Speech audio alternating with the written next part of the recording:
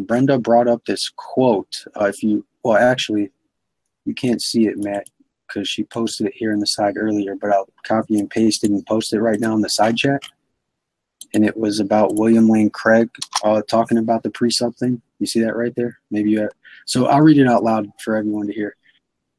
So William Lane Craig, as commonly understood, presuppositionalism is guilty of a logical howler. It commits the informal fallacy of petitio principii, or begging the question, for it advocates presupposing the truth of Christian theism in order to prove Christian theism.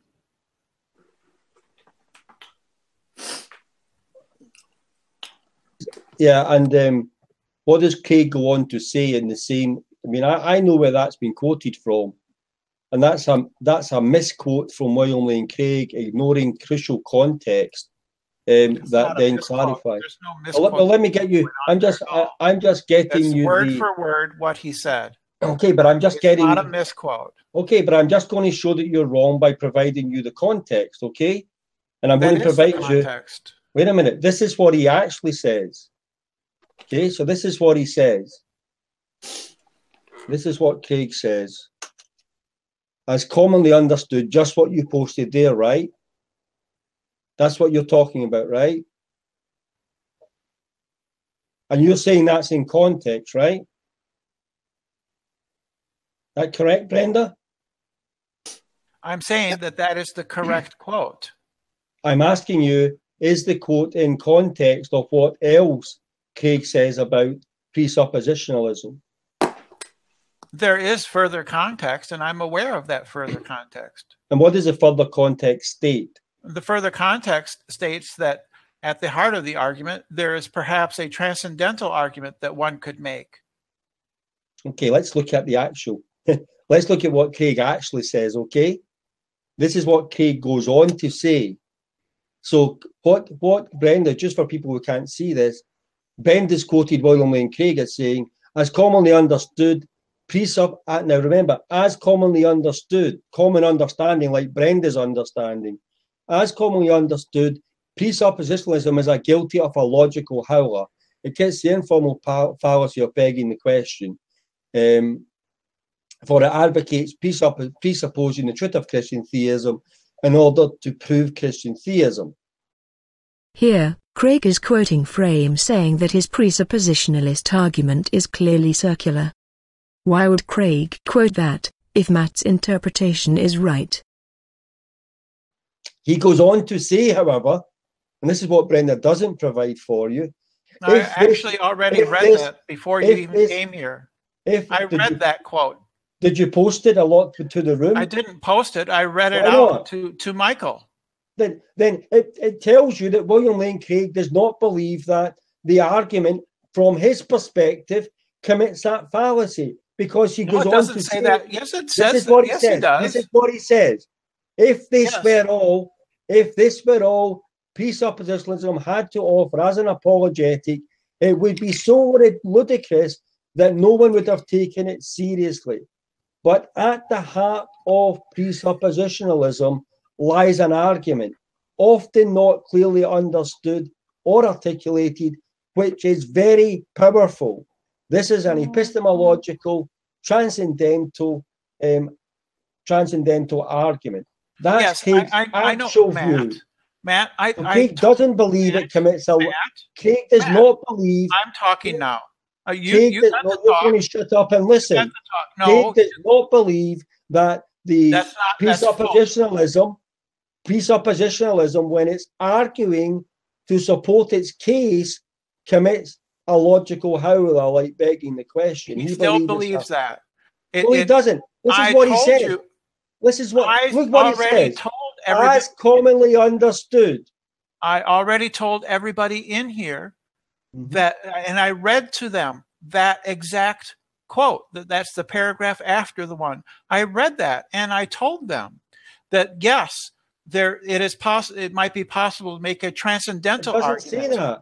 It says at the heart there's a powerful epistemological transcendental argument. Yeah, that's not telling but that would be a different. That would be a different argument. Right. So what Craig's pointing out is still correct Craig is correct that as far as it goes, when presuppositionalists argue that presuppose God in order to prove God, they are guilty of a philosophical howler. Again, read what he says. As commonly understood. I did. William Lane Craig is not someone you would put in with the common scums like you who don't understand the argument. I understood it perfectly well. I read it out to everybody here before you ever got here. You misquoted. You take, first of all, you're attributed to Craig that he believes. Now, what you're doing here, he does. Craig says, as commonly understood. Now, here's the question for you. What he's talking about is fine. Does Craig, is the theologian known as Fine? Does Craig who suggests that there might be a epistemic transcendental argument that could be built? But listen, but Fine never gives that argument. Let me give you right. Does he? Does Fine give that argument? Who's Fine? Fine. It's quoted later on in that same passage. You're not going to misrepresent professional philosophers. That's what I'm going to demonstrate that you're doing. Let's say we've got a philosophically informed atheist. Goodbye. Time's up. Goodbye. Yeah, I'm still going to explain it. So let's say we've got a philosophically informed atheist, someone who believes that God does not exist. They have to believe God does not exist, okay? And then they make this statement. As commonly understood, atheism is a lack of belief in God.